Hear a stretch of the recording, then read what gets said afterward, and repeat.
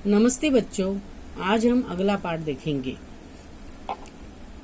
नौकरों की बात कही नौकरी की बात कही, परंतु मैं घर से निकल पड़ा क्योंकि गांधी जी का आदेश मानना था।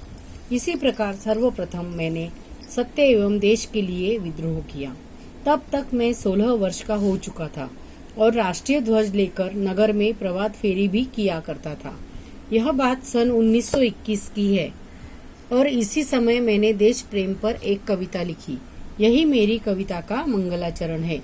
देखो, हमने कहा था कि मौलाना शौकत अली साहब ने मध्य प्रदेश में कहा था कि किसी है कोई माई का लाल कि जो यह अंग्रेजों की गुलामी छोड़ दे, शिक्षा छोड़ दे।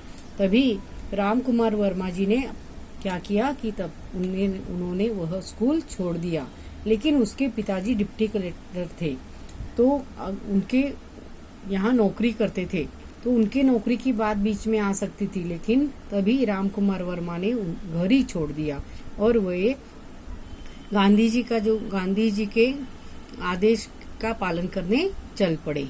16 वर्ष के थे तभी वह झंडा लेकर, राष्ट्रीय ध्वज लेकर क्या करते थे, प्रभात फेरी निकाला करते थे। और 16 साल की उम्र में उन्होंने देश प्रेम के ऊपर कविता लिखी। यही उनका क्या था, मंगलाचरण था, यानी शुरुआत थी, अच्छी शुरुआत थी। तो देखो, अनुराग वर्मा जी ने फिर आगे प्रश्न पूछा, आप मध्य प्रदेश से उत्तर प्रदेश कैसे आए? हिंदी प्रेम ने मुझे मध्य प्रदेश से उत्तर प्रदेश आने को प्रेरित किया, क्योंकि उन दिनों नागपुर विश्वविद्यालय में हिंदी नहीं थी। सन 1925 में मैंने इंटर की परीक्षा उत्तीर्ण की। तत्पश्चात उच्च शिक्षा हेतु प्रयाग विश्वविद्यालय में प्रवेश ले लिया। मैंने इसी विश्वविद्यालय से एमए की परीक्षा प्रथम श्रेणी में उत्तीर्ण की। मतलब मध्य प्रदेश से उत्तर प्रदेश कैसे आए, तो इसका उत्तर देते समय राम कुमार वर्मा जी ने कहा कि उन दिनों क्या था, नागपुर विश्वविद्यालय में क्या नहीं था कि विश्वविद्यालय नहीं था और हिंदी में उन्हें आगे पढ़ना था, क्योंकि नागपुर जो है वह तभी मध्य प्रदेश में आता था। तो इसलिए वह उत्तर प्रदेश आए और उन्होंने हिंदी में एमए किया। प्रथम श्रेणी में वे उत्तीर्ण हो गए। मैंने देखा कि डॉक्टर साहब के चेहरे पर गंभीरता के भाव साफ प्रतिबिंबित हो रहे हैं। ऐसा प्रतीत हो रहा था जैसे वे अपने अतीत में खो से गए हैं। मैंने पुनः सवाल किया। देखो, ऐसे उत्तर देते देते हम भी भूतकाल में जाते हैं, वैसे वो भी क्या हो गए, अपने अतीत में खो गए, यानी भूतकाल में खो गए।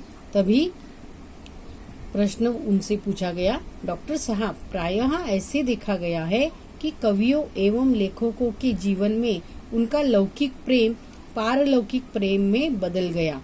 क्या आपके साथ भी ऐसा हुआ है? अनुराग जी, प्रेम मनुष्य की एक प्राकृतिक प्रवृत्ति है। सन 1926 में मेरा विवाह हो गया और मैं गृहस्थ जीवन में आ गया। अब मुझे सात्विक एवं नैतिकता से प्रेम हो गया। मैंने इसी समय यानी सन 1930 में कबीर का रहस्यवाद लिखा। इतना अवश्य है कि मेरे जीवन में कुछ अनुभव कविता के माध्यम से प्रेषित हुए। मुझे बचपन से ही अभिनय का शौक था और प्रायः उत्सवों के अवसर पर नाटकों में भाग भी लिया करता था। तो देखो, यहाँ पे उनको पूछा गया कि लौकिक प्रेम, लौकिक यानी गृहस्थ, घर के व्यक्ति पर किया हुआ प्रेम, घर पे किया हुआ, पारलौकिक यानी दूसरों पे किया हुआ प्रेम, इसमें कुछ फर्क आया क्या? मतलब आपके साथ ऐसा कुछ हुआ क्या, कुछ बदलाव हुआ क्या? तो अनुराग जी ने कहा कि विवाह होने के बाद क्या हुआ, गृहस्थ जीवन में मैं आ गया और जो सात्विक मूल्य है, अच्छे गुण है, नैतिक गुण है, नीति मूल्य है, वैल्यूज है, उनसे मुझे क्या हो गया, प्रेम हो गया। और मैंने इसी समय यानी 1930 में कबीर का रहस्यवाद लिखा। इसके बाद में उन्होंने अपने जीवन के जो अनुभव है वह कविता से व्यक्त किए हुए हैं। उनको अभिनय की यानी एक्टिंग का भी शौक था, तो उन्होंने उन समय उत्सवों पे होने वाले नाटकों में भी क्या किया है, भाग लिया है।